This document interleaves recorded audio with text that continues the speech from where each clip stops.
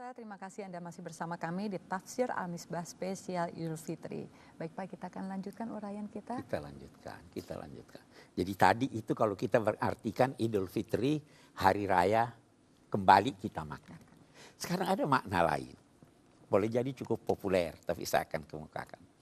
Fitri, dari kata fatara juga, itu berarti tadi membelah sehingga nampak. Bisa juga berarti asal kejadian. Allah berfirman dalam Al-Quran, Allah fatiris samawati wal ardh. Fitri fatir.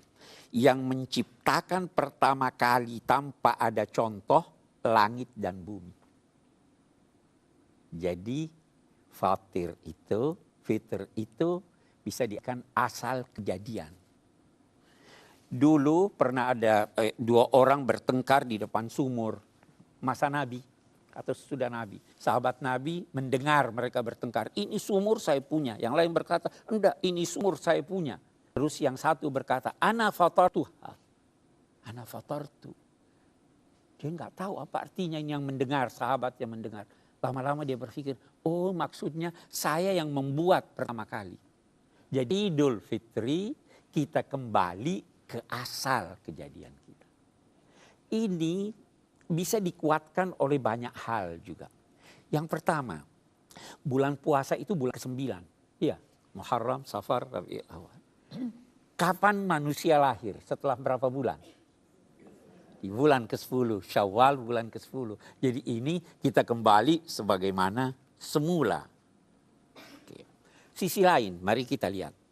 Nabi bersabda, siapa yang berpuasa karena iman dan ikhlas kepada Allah, dia kembali tanpa dosa sebagaimana kejadiannya waktu pertama lahir. Kita ini lahir tanpa membawa dosa. Tidak ada dosa waris dalam Islam. Jadi asal kejadian. Kita kembali kepada asal kejadian kita. Nah, asal kejadian kita itu, kalau kita ambil ini tadi, suci. Apa arti suci? Suci itu ada 3 unsurnya. Yang pertama, benar. Yang kedua, baik. Yang ketiga, indah. Kalau cuma indah tidak baik, tidak ada gunanya. Kita di hari Lebaran ini dianjurkan untuk memakai pakaian yang indah. Tapi itu hanya salah satu aspek dari Idul Fitri. Apa artinya hatinya indah? Pakaiannya indah, hatinya busuk.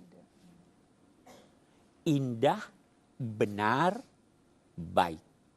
Mencari yang indah menghasilkan seni.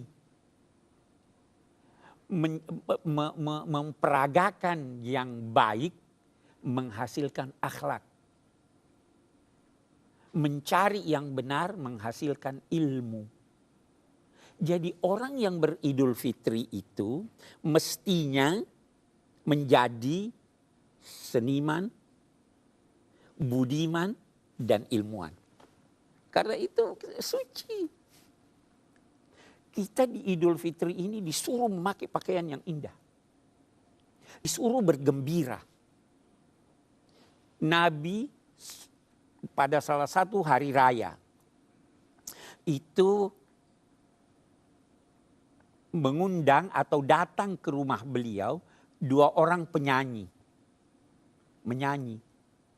Waktu Sayyidina Abu Bakar datang ke rumah beliau, depan Aisyah, ini apa ada nyanyian di rumah Nabi ini? Kata Nabi, biarkan, ini hari gembira, menyanyilah. Orang menyanyi itu hatinya lapang, hatinya gembira. Dan ini memang harus disambut dengan kegembiraan. Nah, kita kembali, kalau kita berkata Idul Fitri adalah hari raya yang suci, kita temu lagi di dalam Al-Quran kata-kata fitrah itu. Ada ayat yang menyatakan di surat Rum.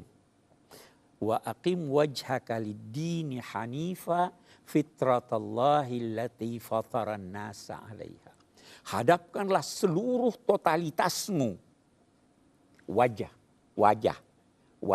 itu bukan ini saja.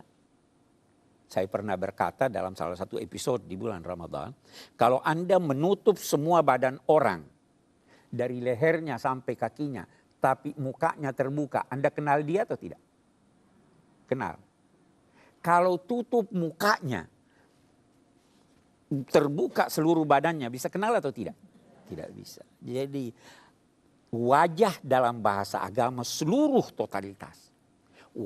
Hadapkanlah seluruh totalitas kamu kepada agama yang benar. Kepada Allah. Itulah agama yang benar.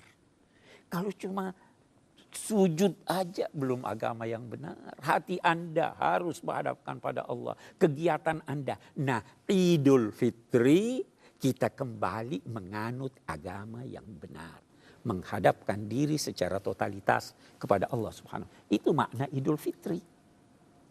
Kalau misalnya kembali ke yang benar, ke asal, kemudian menjelma menjadi budiman tadi, seniman, budiman, ilmuwan. Ya.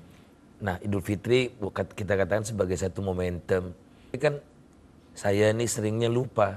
Setelah Idul Fitri kembali kepada rutinitas yang kita tidak ingat lagi. Nah, kiat untuk menjaga momentum agar semangat Idul Fitri itu menjadi perilaku kita untuk seluruh tahun sampai Ramadan lagi kira-kira apa, Nah, Prof? itu di situ kesulitannya sebenarnya ya. Tetapi begini, kita bisa berusaha. Berusaha itu carilah teman yang baik. Bacalah bacaan yang baik. Hiduplah dalam lingkungan yang baik. Itu akan terpelihara terus. Karena teman yang baik akan mengingatkan kita. Bacaan yang buruk akan mengantar kita kepada ini. Jadi itu yang kita harus pelihara. Itu sebabnya nanti kita lihat pesan Tuhan, wala tamutunna illa wa antum muslimun, jangan mati kecuali dalam keadaan Islam. Apa maknanya itu? Ada orang pernah berkata begini, ya saya kan belum mau mati. Dijawab tidak, bukan itu maksudnya. Jangan tinggalkan sedetik pun dari hidup Anda jauh dari Islam. Jangan tinggalkan sedetik pun dari kehidupan Anda jauh dari memahami bahwa saya harus kembali kepada kesucian saya, kepada fitrah saya. Ingat terus, cari terus, berteman terus dengan orang-orang yang baik. Kalau saya tidak salah, Khairul Anwar pernah bertanya, bisakah berkering dari kuyup basah yang ini? Saya berkata bisa, jangan ke laut.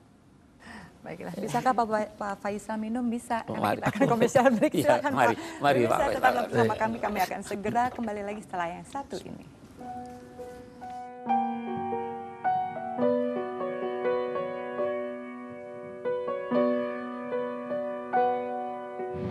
La'allakum tashkurun, supaya kamu bersyukur. Apa artinya syukur?